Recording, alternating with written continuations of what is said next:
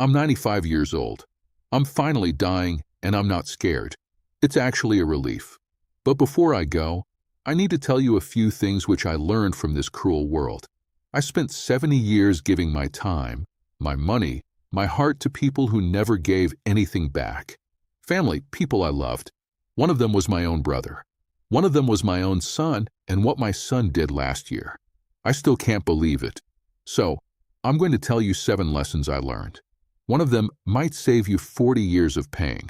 Here's the first one. Blood doesn't mean loyalty. They tell you family is everything. Blood is thicker than water. Stand by your people no matter what. Sounds right.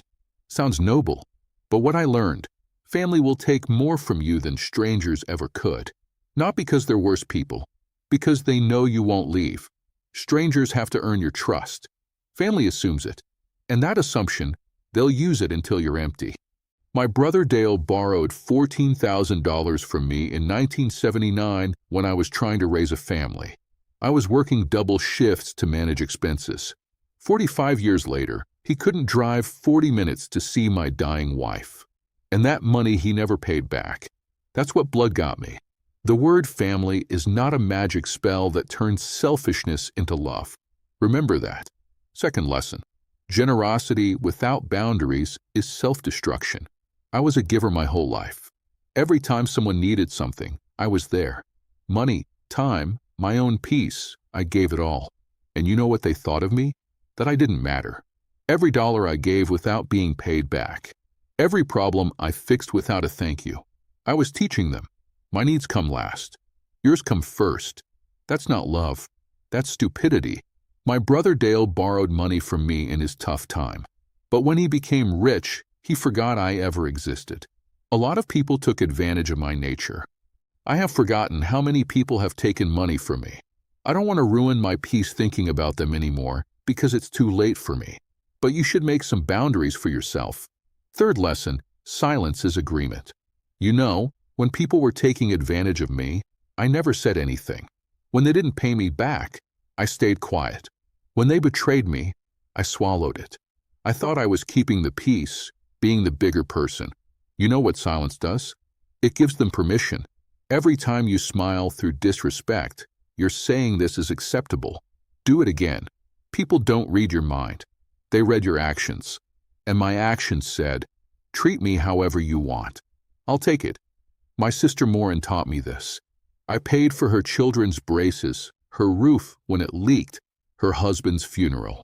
At a family reunion, I heard her telling cousins I was difficult and hard to be around. She'd been saying it for years, smiling to my face, poisoned behind my back. I never confronted her, not once. So she never stopped. 30 years of silence. Fourth lesson. Some people don't want to be helped. They want to be carried. This one took me the longest to learn. I kept thinking, if I help them enough, they'll get on their feet. They'll learn. They'll stand up. They won't. Some people aren't struggling. They're just not trying. And they'll let you carry them until your back breaks. There's a difference between a hand up and a free ride. A hand up, they grab it and pull themselves forward. A free ride, they sit back and wait for the next one. Now, this next part, this one still hurts because it's about my own son, my son Thomas. Over 20 years, he borrowed $40,000 from me. Always an emergency. Always just this once, Dad. Daddy would say, he's your son. So, I wrote the checks. Last year, I was sitting in this chair, scrolling through Facebook, and I saw something that stopped my heart. Thomas on a cruise to Alaska, standing on a glacier smiling. He owed me $40,000, and he was on vacation. He hasn't called me in 8 months.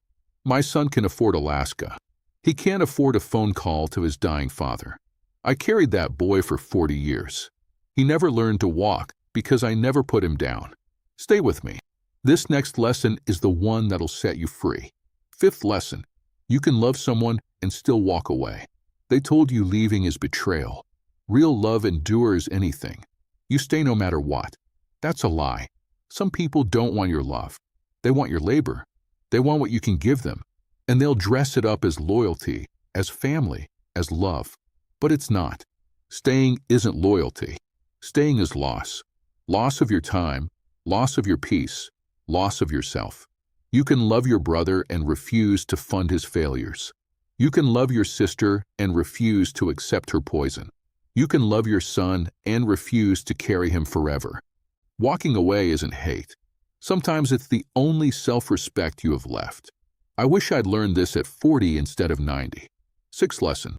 The ones who stay are the only ones who matter.